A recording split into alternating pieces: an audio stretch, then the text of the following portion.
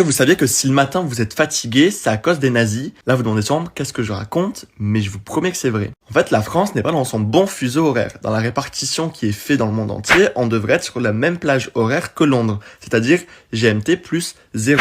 Sauf qu'aujourd'hui, la France est à GMT plus 1 en hiver et GMT plus 2 en été. Et là, vous demandez, mais comment ça se fait qu'on soit pas sur la bonne plage horaire? Eh bien, pour la simple et bonne raison que quand les nazis ont envahi la France, ils ont imposé leur allemande en France. Sauf que la France et l'Allemagne ne sont pas sur le même fuseau horaire. Les plus perspicaces d'entre eux vont dire, oui, mais il y avait la France libre, eux, ils n'ont pas été soumis à ça. Eh bien, justement, si. Pour éviter qu'il y ait des retards dans les trains, ils ont décidé de passer l'heure à l'heure nazie. Et depuis 1940, on n'est jamais revenu sur ça. Et là, vous vous dites, mais c'est quoi le rapport avec le fait que je sois fatigué le matin? C'était il y a 80 ans, 1940, ça ne m'impacte pas aujourd'hui. Eh bien, détrompez-vous. Il y a plusieurs scientifiques qui se sont penchés sur ce genre de problématique et parlent d'un jet lag social. Et en fait, ces scientifiques nous expliquent qu'un décalage même d'une heure entre l'heure sociale, celle qui est écrite sur votre téléphone, et l'heure biologique, celle que votre corps a en lui en fonction de la lumière du soleil, peut créer de nombreux troubles dans votre santé comme de la fatigue, des insomnies, de l'anxiété et parfois même de la dépression.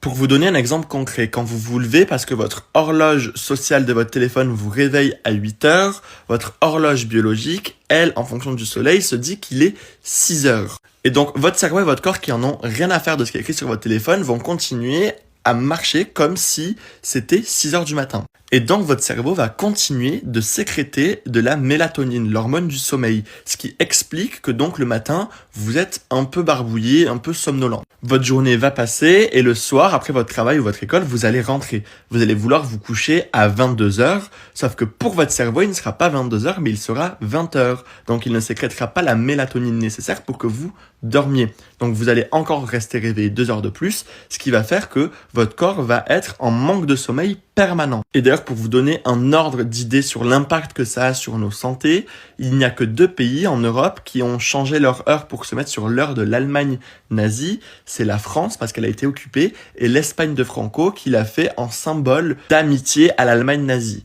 Et devinez quoi, les 2 pays en Europe qui consomment le plus de médicaments contre les insomnies, les anxiétés et la dépression, c'est l'Espagne et la France. Donc maintenant, vous le savez, si le matin vous êtes fatigué, c'est à cause des nazis et parce que les gouvernements successifs, après la libération de la France, n'ont jamais rien fait pour que la France revienne à son état d'origine, c'est-à-dire l'heure qui devrait lui correspondre.